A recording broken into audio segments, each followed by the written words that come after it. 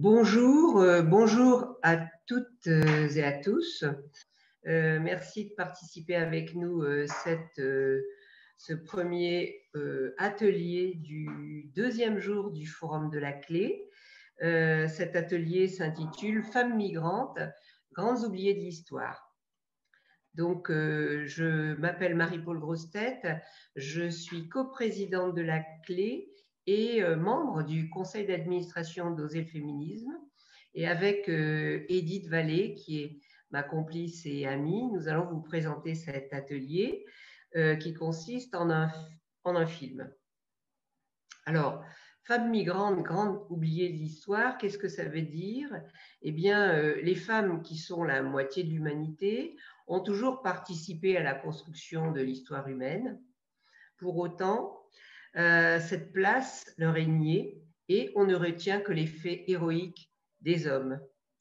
La fabrique des inégalités passe donc par là, par la construction de l'imaginaire des filles et des garçons qui oublient que, effectivement, ces femmes ont cette place dans l'histoire. Donc, les féministes ont inventé un outil qui s'appelle le matrimoine. Le matrimoine, ça consiste à parler du rôle des femmes disparues à présent et de ces femmes qui ont construit notre histoire collective. C'est donc un outil qui est destiné à déconstruire ce stéréotype de l'invisibilité des femmes dans l'histoire. L'invisibilité des femmes, c'est un fait permanent, pas seulement dans l'histoire, mais aussi dans tous les domaines, dans le domaine des arts, des lettres, des sciences, de l'expertise en général. Et c'est aussi le cas lorsqu'on parle de migration. L'idée commune, c'est de penser que ce sont les hommes qui migrent dans l'espoir d'un monde meilleur. Or, il n'en est rien. Les femmes constituent, et ce n'est pas un fait nouveau, les femmes constituent la moitié du flux migratoire et là encore, elles sont rendues invisibles. Aujourd'hui, les mouvements migratoires s'intensifient à travers la planète et le visage de cette migration, c'est celui d'une femme jeune, seule, avec des enfants. Selon les Nations Unies, les femmes constituent 51% des flux migratoires. La migration des femmes, c'est un parcours semé d'embûches. Elles font face à de nombreuses violences, comme l'esclavage domestique et puis la prostitution, qui les fait disparaître bien souvent dans des réseaux. Et puis aussi, elles font l'objet de la violence par indifférence face à leurs problèmes sexo spécifiques. Or, il est des conventions, comme la Convention d'Istanbul, dont nous avons rappelé l'importance hier soir, qui statuent sur la prise en considération de ces problèmes sexo spécifiques. Donc, cette convention est rarement respectée ou mal respectée, ce qui fait qu'une fois arrivées dans le pays d'accueil, les femmes migrantes ne voient pas forcément leur situation s'améliorer. Elles ont des difficultés à trouver un emploi, des conditions de travail pénibles. Elles affrontent donc ces conditions pénibles, elles ont de faibles salaires et leur protection est mauvaise dans leur quotidien. Donc, toutes ces femmes migrantes sont à la fois victimes du sexisme et puis de représentations qui sont à la fois héritées de l'histoire coloniale et puis du racisme. Donc, notre groupe de travail, qui est constitué par les membres de la Clé de la commission migrante, ce groupe a choisi de rendre visible un certain nombre de femmes qui ont un lien fort avec l'histoire de la France et avec l'histoire des flux migratoires. Certaines ont lutté contre l'esclavage dans d'anciennes colonies de la France, d'autres sont des femmes de lettres, des artistes ou des combattantes, mais toutes sont des femmes debout, dignes et inspirantes. Nous espérons, au travers du film que nous avons imaginé, que vous en découvrirez certaines, mais le choix a été très difficile, je l'avoue, parce que les exemples de ces femmes migrantes qui ont joué un rôle important, ces exemples sont très nombreux et malheureusement fort méconnus. Donc, avant de céder la place et la parole à Edith Vallée, je veux remercier tout particulièrement donc la Clé qui nous a suivis dans notre projet assez compliqué à mettre en œuvre, il faut le dire. Merci donc à la Clé pour son engagement aux côtés de la Commission migrante. Merci à Oser le féminisme, à l'association Matrimoine de Paris que préside et a fondé Edith Vallée. Qui sont des associations investies aussi dans le projet. Merci à toutes les actrices. Je pense particulièrement à la plus jeune d'entre elles, Lia, qui n'a que 10 ans. Merci à Marion, Annabelle, Chloé, qui se sont chargées du tournage, du montage et plus encore au travers de leur association Drôle d'oiseaux. Je remercie aussi celles qui, par leur chant choral, ont réalisé des improvisations originales pour ce film. Donc, merci à toutes les actrices, merci à toutes ces femmes pour leur engagement total dans le projet de ce film. Ce film est un bel exemple d'une collaboration féminine et un bel exemple de sororité. Donc, je cède la parole à Edith Vallée. Merci. Merci. Je suis Edith Vallée, psychologue, écrivaine et donc fondatrice, oui, de l'association Matrimoine de Paris. Et je suis arrivée à ce film en partant de mes travaux sur la maternité. Ne pas ramener la féminité à la seule maternité. Les femmes se sont bien déployées dans toutes les dimensions possibles et curieusement, les historiens n'en rapportent rien. Et si l'on comptabilise si peu de femmes remarquables dans le passé, ce serait donc que leur production ne mériterait pas d'être retenue, sinon la seule maternité. C'est pourquoi je me suis tournée vers le matrimoine, le legs culturel apporté par les femmes. La plume des historiens ignore les créatrices, les penseuses, les héroïnes, à part quelques icônes, s'est employée à grossir le fleuve des inégalités au point que les mentalités accordent une forme de légitimité aux injustices et aux exactions contre les femmes. Par exemple, les féminicides se camouflaient autrefois en crimes passionnels. Les femmes migrantes sont particulièrement concernées par cette déconsidération du sexe féminin et, bien que vulnérables, elles ont un courage inébranlable. Parmi elles, de grandes figures ont déjà contribué à l'avancée de l'humanité. Certaines qui arrivent en ce moment dans notre pays où leurs filles entreront un jour à leur tour dans le matrimoine.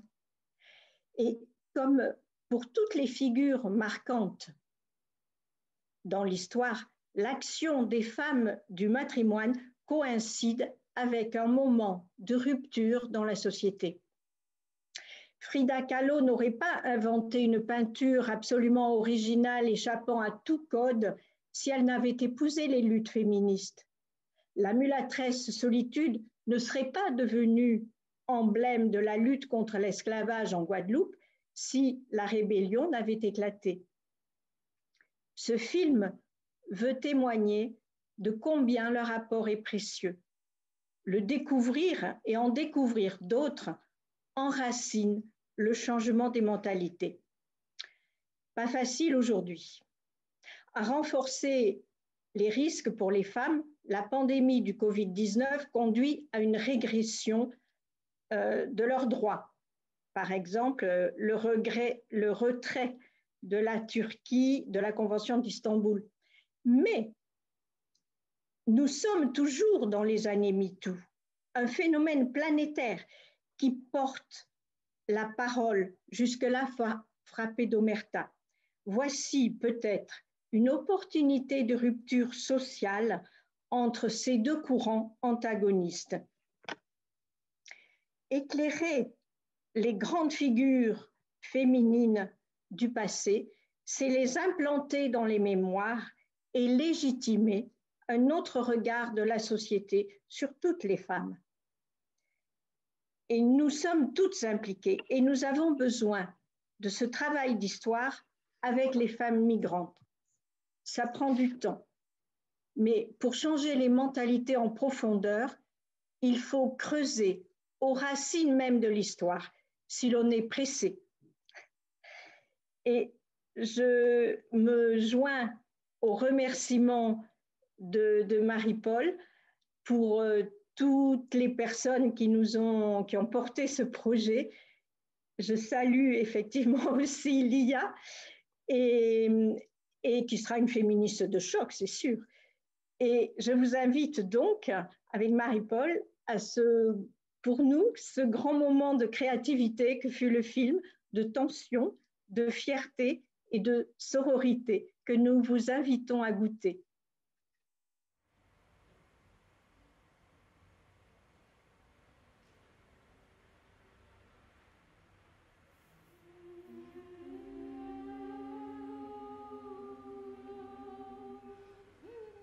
Les femmes veulent changer le monde.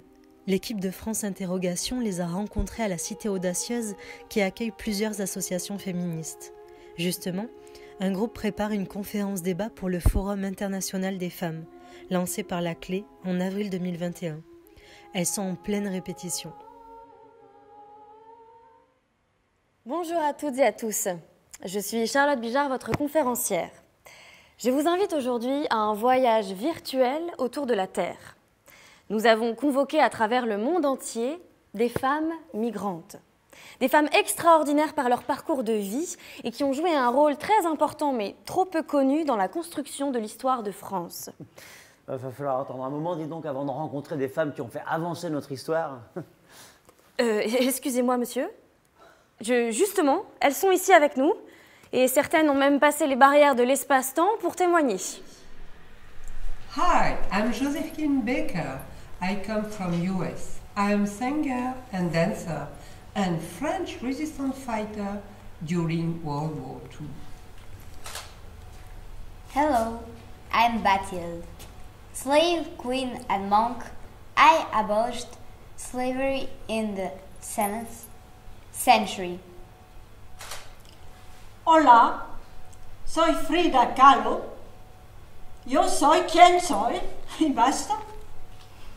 Bonjour, Catherine Marceline. Je suis avocate et je plaide pour la cause des sœurs natales qu'elles rentrent au Panthéon. Les autres invités n'ont pas pu nous rejoindre à cause des conditions sanitaires, mais nous les évoquerons avec autant d'enthousiasme, bien sûr. L'histoire nous prie d'applaudir aux œuvres des grands hommes. Or, les femmes semblent absentes, inactives. Pourquoi ? Les historiens les ont laissées sous silence, et d'autant plus lorsqu'il s'agit de femmes migrantes. C'est donc un travail de mémoire que je vous convie aujourd'hui à rendre famage à ces femmes migrantes, grandes oubliées de l'histoire. Famage, vous voulez dire hommage? Non, non, famage. Non mais enfin, on dit hommage. Hommage est un mot qui a pour étymologie... Homme-lige, voilà. Oui, je sais, c'est-à-dire au Moyen-Âge, redevable à son seigneur, être son obligé. Famage est construit exactement de la même manière que hommage. Ce mot signifie juste que les femmes méritent de recevoir notre admiration en tant que femmes. Les femmes ne seraient-elles que mères, muses ou compagnes? Faut-il vraiment attendre le XXe siècle pour voir apparaître une Indira Gandhi, Marie Curie ou Myriam Makeba, cette irréductible adversaire de l'apartheid? Bah oui. Non, justement non. Je voudrais vous faire découvrir aujourd'hui des femmes debout. Des femmes dignes, des femmes d'outre-mer ou migrantes qui ont énormément apporté à la France tout au long de son histoire, et ce, bien avant le XXe siècle pour certaines. Bon, bah ça va aller vite alors. Hein. Point de départ de notre voyage, le palais de la Porte Dorée, édifié en 1931 pour l'exposition coloniale. Sur la façade, de style art déco, on y voit de la végétation, des corps humains à moitié nus qui s'entremêlent. La France recense ce qu'on lui rapporte des terres lointaines, matières premières, main-d'œuvre, céréales, etc. Elle, l'abondance personnifiée, trône au-dessus de la porte, adossée à la puissance d'un taureau. Les autres personnages, issus de tous les continents, se tournent vers elle, sculptés de profil. Les éléphants y mettent aussi du leur. Vous avez entendu? Bonjour. C'est incroyable. Ces voix partout, ces chants, ces cris, ces plaintes. Vous entendez? De quoi est-ce que vous parlez, madame? Vous entendez? Non, non. Mais si, si, moi j'entends. Mais qu'est-ce que vous entendez? Je passais dans la rue et à travers les murs, j'ai entendu ces voix de femmes violentées, ces cris, ces chants, ces mélopées. Ben, de ces gens gravés dans le mur, sous les bananiers, dans les champs de coton. Vous n'entendez donc pas la rage? Attendez, vous voulez dire que vous entendez les voix des rives du passé? Ouais. Ces cris, la terre les entend encore aujourd'hui. Ok, bon. Donc, revenons à notre sujet. À l'intérieur du palais, donc, excusez-moi, c'est un peu perturbant ce qui vient de se passer. Bon, donc, à l'intérieur du palais se trouve aujourd'hui le Musée national de l'histoire de l'immigration. On y découvre des témoignages, des récits de courage, d'efforts d'intégration, la beauté de vie qui ont été malmenés et exploités tout au long de notre histoire. Et on comprend surtout à quel point la France est redevable aussi à ces personnes. Excusez-moi, madame.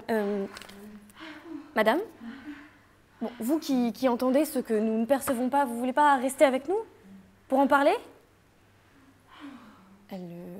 Excusez-moi, je suis Charlotte Bijard, la conférencière. Vous êtes? Christelle Evita. Je reste pas... D'ailleurs, j'ai laissé ma valise sur le trottoir tellement j'étais surprise par tous ces bruits. Parce qu'en fait, je vais à la préfecture qui est juste à côté. Il faut que je récupère un papier. Cerfa numéro 10798, étoile 03. Ah mais attendez, je connais ce document, c'est l'attestation d'accueil des immigrés. Bon, j'y vais, salut. C'est joli ici, hein. C'est cosy, fonctionnel. Ah, vous voulez changer le monde? C'est moi qui vais changer le monde.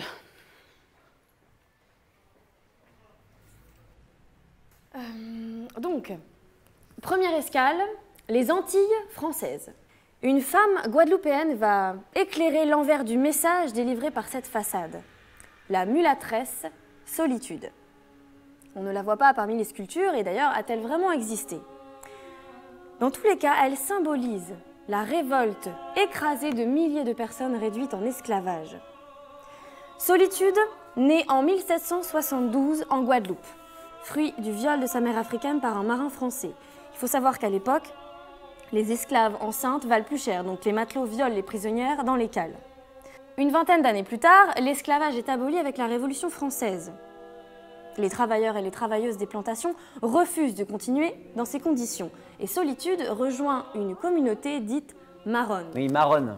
Marronne signifie ces anciens esclaves échappés et vivant cachés dans les forêts montagneuses. Mais ça vient de cimarrón en espagnol. Cimarrón, qui vit dans les cimes. Merci, monsieur. Merci. Est-ce que vous pouvez rester sur votre travail de photographe? Donc, plus tard, Napoléon rétablit l'esclavage. Et Solitude, alors enceinte de 3 mois, combat aux côtés des autres fugitifs et lutte pour sa liberté. En créole, on l'appelle une femme debout, ce qui veut dire... Femme debout. Femme debout, voilà. La bataille est perdue contre les forces coloniales et malheureusement, Solitude et tous ses compagnons sont arrêtés et exécutés. Solitude est pendue en 1802, le lendemain de son accouchement. La Guadeloupe a édifié une statue dans la ville des Abîmes pour rendre hommage à Solitude et à toutes ces mères résistantes des Caraïbes qui se sont battues pour leur liberté et l'égalité. Je vous invite maintenant à débarquer tout à côté, en Martinique. Le souvenir des sœurs Paulette et Jeanne Nardal nous y attend. Les pionnières du concept de la négritude. Bah, attendez, comment là? Ce sont bien Léopold Senghor, le Sénégalais, et Aimé Césaire, le Martiniquais, qui ont lancé ce courant littéraire. Tiens. Mais... Tiens! Tiens! Oh, tiens! Je voulais vous dire, j'ai retrouvé ma valise. Mais à quoi vous jouez tous les deux? Oh! Paulette et Jeanne Nardal. Des femmes formidables, hein, les sœurs Nardal. Des payses. Mais attendez, ah ben c'est pas tout ça. Hein. Je dois aller chercher mon CERFA. Puis-je me permettre de plaider la cause des sœurs Nardal? Bien sûr. Catherine Marceline, c'est à vous, je vous en prie. Je suis avocate martiniquaise, contemporaine, enfin, son personnage. Imaginez la Martinique au début du XXe siècle. Paulette et Jeanne Nardal s'installent à Clamart pour poursuivre leurs études à la Sorbonne. Jeanne est la première femme de couleur agrégée de lettres. Elles ouvrent le salon littéraire pour revendiquer la fierté de leur appartenance au monde noir. Elles créent le concept de négritude. Les personnes du monde noir veulent contribuer à l'histoire de l'humanité. Elles créent la revue du monde noir. Tout ce qui fonde le mouvement de la négritude irrigue la revue. Paulette Nardal dira « Césaire et Senghor ont repris les idées que nous avions brandies. Ils les ont exprimées avec beaucoup plus d'étincelles. Nous n'étions que des femmes. » Ah bah ça, je vous fais pas dire. Hein. Cher monsieur, vous n'avez pas été appelé à la barre.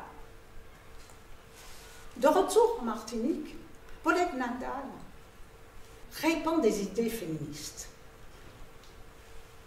Elle est quand même en danger. Elle est victime d'un attentat. Aujourd'hui, tout le monde reconnaît le mouvement de la négritude. Personne ne sait qui l'a lancé. Accordant l'origine de l'idée à deux écrivains. Éclipsez les sœurs Nardal. Depuis qu'elle tient la plume, l'histoire s'écrit au masculin. C'est pourquoi je travaille pour que justice se fasse. Et j'exhorte tout le monde à faire de même. Je milite pour que Paulette et Jeanne Nardal entrent au Panthéon.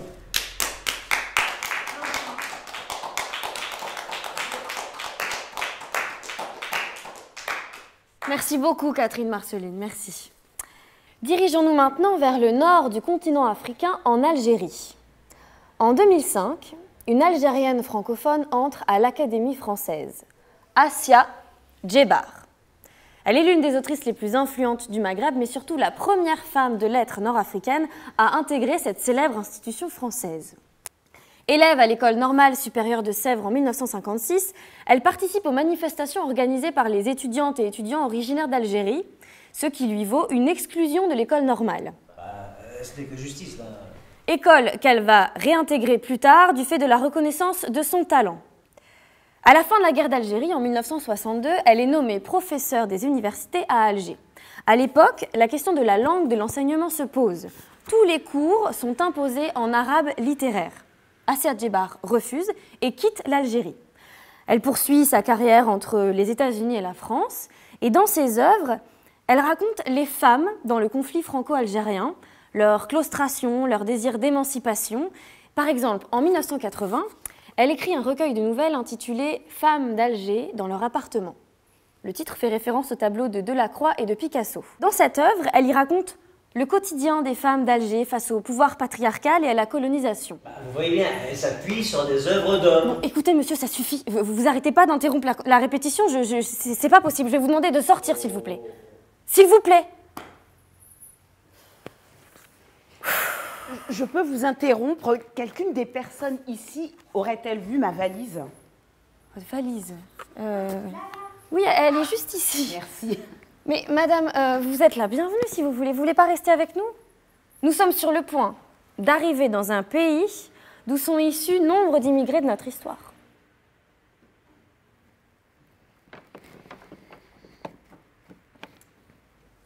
Vous revoilà, vous?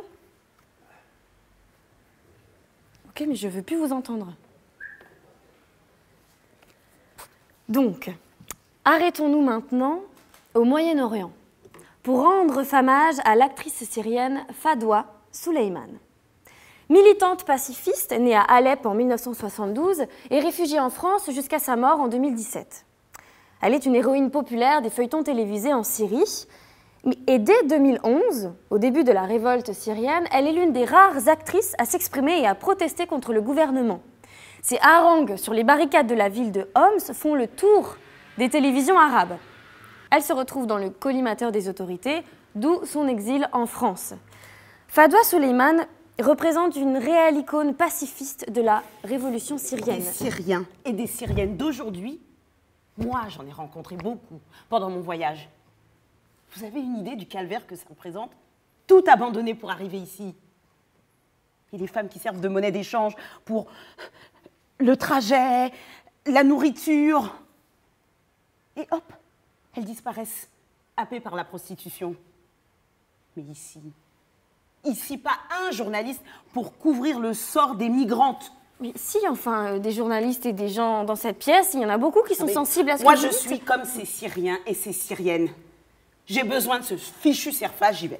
Non, mais restez un petit peu avec nous, enfin. Non, j'ai besoin de ce Cerfa. Et puis, de toute façon, moi, je suis une migrante d'aujourd'hui. C'est urgent. Salut. Continuons vers l'Est en passant par l'Inde avec Ensa Mehta. Ensa Mehta est une féministe indépendantiste qui s'engage dans les mouvements de la libération de l'Inde dès les années 30. Il faut savoir qu'à ce moment-là, le pays est encore sous domination britannique. Elle se fait envoyer en prison en 1932 à cause de son activisme. Après l'indépendance, en 1947, elle fait partie des 15 femmes qui ont participé à la rédaction de la Constitution de l'Inde. Quel rapport avec la France? Vous allez me dire, j'y arrive. Après la Seconde Guerre mondiale, l'humanité se tourne vers des idéaux de droits humains universels. L'ONU est créée, siège au palais de Chaillot, et est signée le 10 décembre 1948 la Déclaration universelle des droits humains. Non, on voulait dire des droits de l'homme. Des droits humains, précisément. Et c'est dans cette aventure que Ensa Mehta a joué un rôle capital. Parce qu'en 1948, elle est déléguée indienne à la Commission des droits humains de l'ONU. Et elle se bat pied à pied pour que l'on modifie l'expression de la Révolution de 1789 qui disait « Tous les hommes naissent libres et égaux en droit, pour tous les êtres humains naissent libres et égaux en dignité et en droit ». Tout ceci pour souligner la nécessité de l'égalité des sexes et l'importance de nommer les choses pour qu'elles existent. Men rights deviendra aussi human rights. Non mais, et ça, tiens, sur l'esplanade du Trocadéro, vous lisez droits de l'homme. Oui, et ça, tiens, vous lisez bien droits humains. La première dalle date de 1985, la deuxième de 2016. Il n'est pas interdit d'évoluer, monsieur. Le travail de Ensa Mehta ne résiste malheureusement pas à la traduction automatique programmée selon la règle misogyne du masculin qui l'emporte sur le féminin. L'intelligence artificielle représente une vraie menace pour les droits des femmes parce qu'il reproduit les discriminations hommes-femmes. Par exemple, tapez sur votre téléphone « droit humain » et qu'est-ce que vous trouvez? Droit de l'homme. Eh ben non, il est inscrit, on parle aussi de droits humains. Tenez, oui, non, mais ça va, merci, je sais. Les choses bougent, monsieur, et heureusement. Bien des événements de l'histoire sont à réécrire, des logiciels à reprogrammer. Ce qui apparaissait comme un abus de langage un jour deviendra peut-être un mot d'usage. Pas plus laid qu'un autre du moment qu'on l'entend plusieurs fois. C'est le cas de autrice, par exemple, le féminin de auteur. Ah oui, non, parce que le mot autrice existait déjà au Moyen-Âge et jusqu'au XVe siècle. Tandis que le mot femme-âge, jamais. Mais il y aura plein d'autres mots nouveaux, monsieur, portés par l'évolution des mœurs qui vont s'enraciner dans la langue française. Je reviens parce que quelque chose me turlupine. Pourquoi vous intéressez-vous autant aux femmes mortes? Vous allez voir. Venez, je vous propose justement d'écouter maintenant l'histoire de la reine Bathilde. Venez vous asseoir là. Avec qui nous remontons le temps de plusieurs siècles. J'ai 10 ans. En 535, je nais en Angleterre, dans une famille de paysans libres.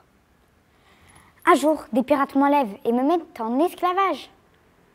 Vendue sur un marché, je deviens la propriété d'un courtisan du roi Clovis II, en Gaule, pour être la servante de la maison. Je dois aussi apporter du vin à mon maître dans sa chambre. Tiens, cela arrivait aussi aux natifs de la Gaule. Eh oui, le sort d'une immigrée. Une nuit, je le dis dans ma langue, C'est important. I had a dream. Je me vois âgée de 15 ans. Mon vieux maître venait m'épouser. Je me réfugie au grenier du palais, dissimulée parmi les sacs. Puis, après 2 semaines, je me décide à sortir de ma cachette. Et je cours me plaindre au roi de la pression de mon maître.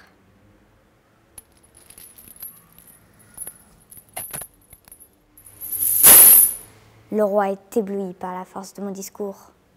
Il me demande ma main. En tant qu'ancienne esclave, ce sera ensuite difficile de me faire admettre parmi les courtisans. Oui, mais vous y parviendrez, à force de fermeté et de diplomatie. Il y a une suite au rêve. Bien plus tard, devenir régente, j'interdis la vente d'esclaves au royaume franc. Quiconque pénètre dans mon royaume et entre en femme ou homme libre. Ce qui se passera en effet. La reine Bathilde, première au monde à abolir l'esclavage en son pays. Pour gagner en liberté et en dignité, il en faudra des luttes. Nous vous laissons retourner à votre œuvre. Merci beaucoup, reine Bathilde. Elle a aboli l'esclavage, mais elle était reine. C'est plus facile. Ah bah non, justement, il y a beaucoup de risques à œuvrer à l'encontre des traditions, à l'encontre des intérêts des puissants. D'ailleurs, beaucoup d'ennemis s'opposeront à Bathilde. Et elle va très vite se faire écarter du trône et envoyer dans un couvent. Il faudra attendre 12 siècles pour que soit enfin aboli l'esclavage, qui, entre-temps, souvenez-vous, avait été rétabli par Napoléon. La mulâtresse solitude, c'est à ce moment-là. Exactement. C'est donc en 1848 que Victor Schœlcher permet d'obtenir l'abolition définitive de l'esclavage. Un hommage lui a été rendu par son inhumation au Panthéon. Mais cette idée est arrivée à maturité, a été relayée au fil du temps, mais a été enracinée dans notre sol grâce à une femme. Et c'est cela que nous raconte l'histoire de la reine Bathilde, l'intervention oubliée des femmes de notre histoire. Vous voulez dire que si le passé est comme une grande valise que l'on traîne derrière soi, regarder dedans nous rendrait beaucoup plus riches, surtout les femmes. Exactement. Je vais vous raconter une autre histoire. D'ailleurs, une histoire de valise. Vous connaissez Gerda Taro? Non. Non? Robert Capa, alors? Ah bah Capa, oui, bien sûr. Oui, bien sûr.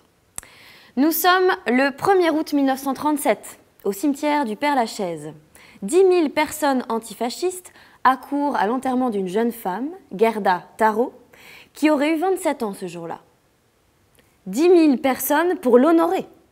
Vous voulez dire pour lui rendre famage? Ah non, vous n'allez pas vous y mettre, vous aussi. Là.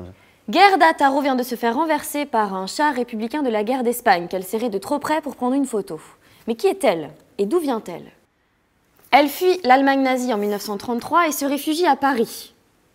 Là, elle découvre la photographie et l'amour avec Endre Erno Friedman. Le couple connaît des difficultés financières jusqu'à ce que Gerda ait l'idée de faire endosser à son compagnon une identité américaine. Naissance de Robert Capa. Elle invente l'image du jeune photographe tout droit débarqué des États-Unis. Robert Capa, Gerda Taro, deux noms qui sonnent très bien, succès assuré. Ils tamponnent tous les deux leurs photos de leurs deux noms. Jusqu'à ce que petit à petit, on ne voit plus que le nom de Capa sur les photos prises aussi bien par l'un que par l'autre. Ne voulant pas rester dans l'ombre de son coéquipier, Gerda le quitte. Et malheureusement, la fin de sa carrière de reporter de guerre se finit au cimetière du Père-Lachaise, à l'aube de ses 27 ans. Notons que Gerda Taro est la première femme de presse tuée dans l'exercice de ses fonctions.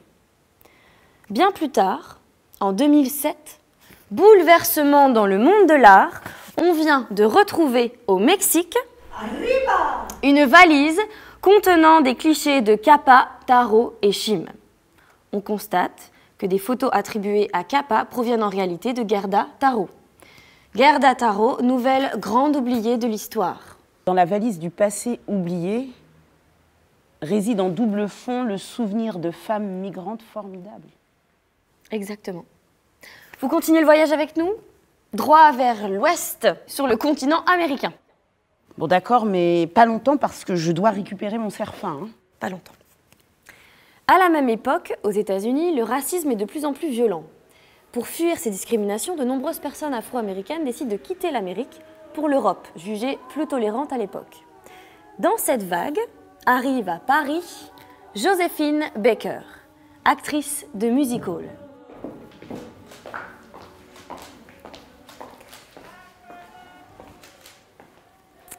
Je suis née au début du XXe siècle dans le Missouri, mariée à 13 ans. Puis rapidement veuve, j'ai commencé à me faire un nom comme danseuse en Amérique en 1925.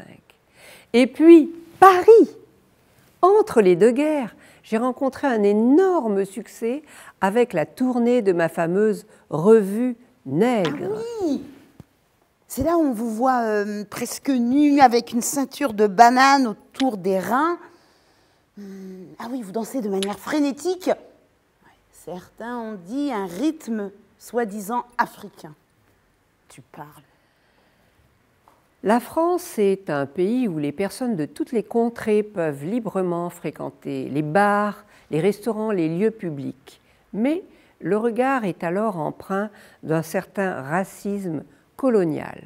Et mon corps nu est censé évoquer un caractère sauvage, voire animal, censé refléter le côté primitif des peuples d'Afrique. Pour enfoncer le clou, j'apparais sur scène à 4 pattes, accompagné d'un guépard. Ah bon, c'est pas tout ça. Je vais aller chercher mon cerfa. Associé au guépard, le regard sur Joséphine Baker couple racisme et sexisme. Un regard ambigu cependant, car sa nudité incarne aussi une certaine forme de libération du corps. Elle est à l'avant-garde d'une certaine liberté dans l'imaginaire collectif, et ce encore aujourd'hui. Moi, elle m'a toujours fait rêver, Joséphine Baker. Mais il ne suffit pas de porter une ceinture de banane pour être libre sexuellement, monsieur. Je suis entrée dans la Résistance, puis dans l'armée de l'air. Et en 1944, je débarque à Marseille. Peu de gens le savent, mais j'ai chanté bénévolement pendant très longtemps pour l'armée française, jusqu'à n'avoir plus un sou, et sans jamais me plaindre. En 1943, le général de Gaulle m'offre une croix de Lorraine en or. En 1946, Madame de Boissieu me décore de la médaille de la Résistance. Et en 1957, chevalière de la Légion d'honneur, j'obtiens la croix de guerre avec palme. Sacré bel hommage. Famage, vous pouvez le dire. Bon, celui-là, je vous l'accorde. Ah, bravo! En 1964, je retourne aux États-Unis pour soutenir le mouvement citoyen du pasteur Luther King. Je l'accompagne sur Washington dans la marche pour la liberté et le travail. Et revêtu de mon ancien uniforme de l'armée de l'air, je prononce alors un discours arborant mes médailles de résistante. Merci Joséphine Baker, merci beaucoup. La liberté, un thème brûlant partout dans le monde, et ce qui nous emmène en Amérique latine. Descendons vers le Mexique pour célébrer Frida Kahlo. Excusez-moi, vous ne savez pas où elle est? Elle était là tout à l'heure, je crois. Ok. Continuons. Donc, excusez-moi. D'elle, nous avons gardé un immense héritage, son œuvre peinte, bien sûr, mais aussi son combat révolutionnaire communiste, sa capacité à s'extraire de tout classement, de toute injonction, et sa lutte contre la souffrance de la chair.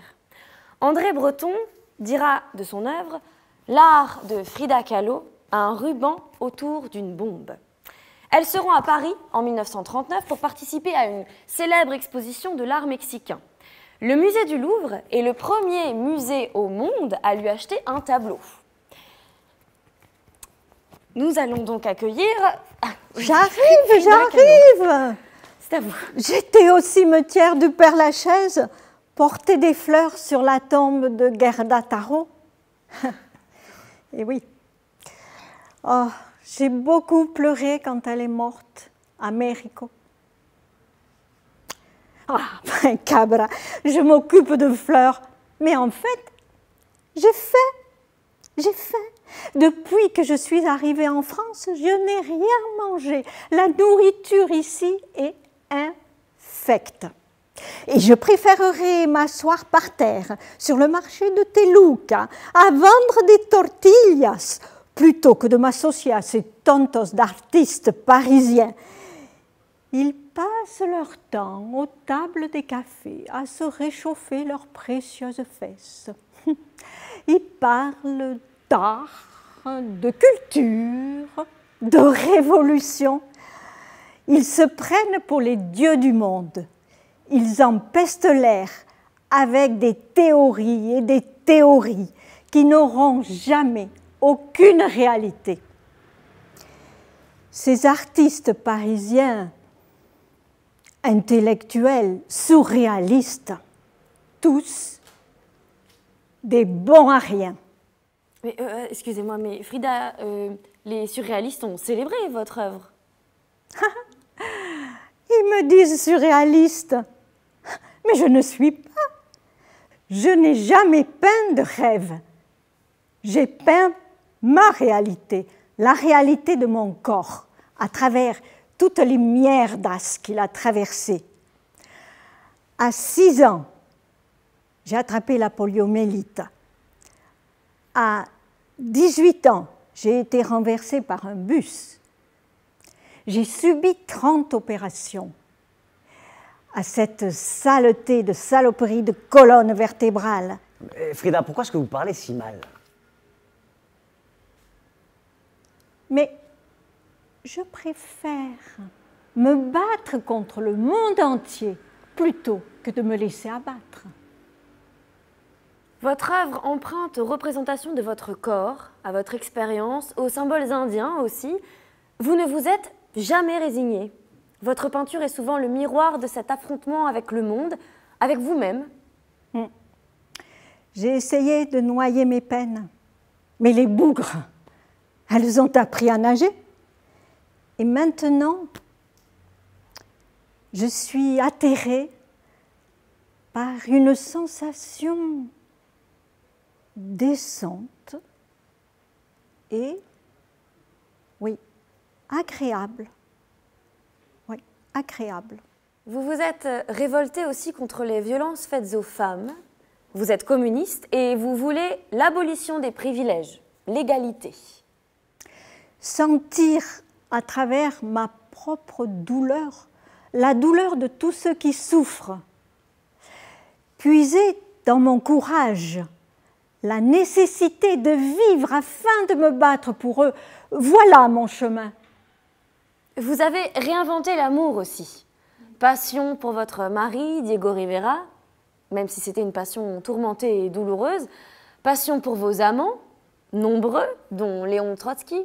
Et des liaisons avec des femmes aussi, dont la plus célèbre, la célèbre immigrée d'Amérique, Joséphine Baker.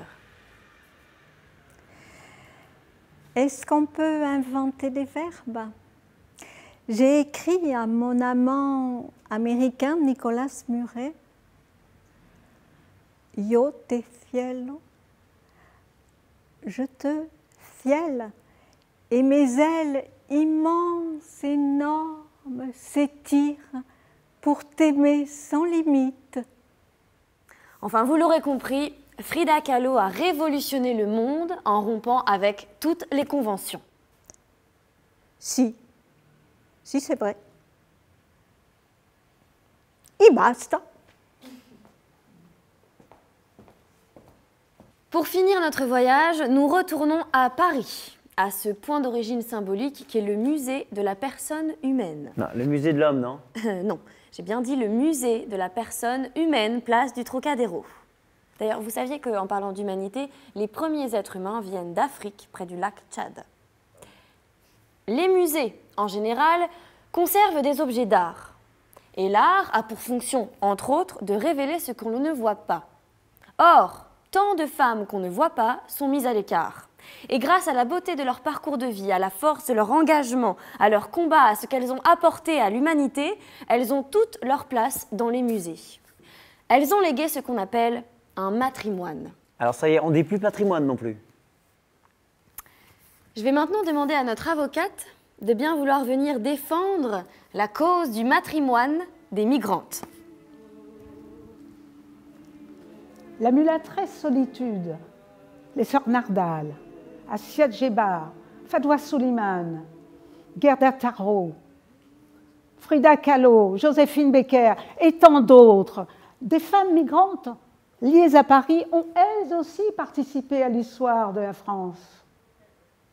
Le savoir permet de rééquilibrer nos images collectives, en particulier pour les jeunes en attente de modèles inspirants. Les luttes des femmes couvrent tous les continents, accompagnées par l'évolution du langage. Elles traversent le temps, reflet de cette humanité avançant vers un destin que l'on veut égalitaire. Ce grand mouvement, issu du continent africain, a commencé à l'aube de l'humanité, avec des audacieuses et des audacieux partis à la recherche de territoires nouveaux, ouverts au monde. Pour changer le regard de la société sur les femmes d'aujourd'hui, il faut savoir d'où l'on vient, reconnaître celles et ceux qui ont participé à forger notre identité, notre culture, nos valeurs. Il est temps que l'intervention des femmes migrantes dans l'histoire soit enfin mise en lumière. Oui, oui, oui! J'ai tout! La valise, le cerfa, et je me suis faite une amie, Bathilde. Et tu vois, Bathilde, rien que pour entendre ça, que nous sommes toutes et tous des migrants et des migrantes venus d'Afrique, j'ai bien fait de revenir. Et j'ai quelque chose dans ma valise.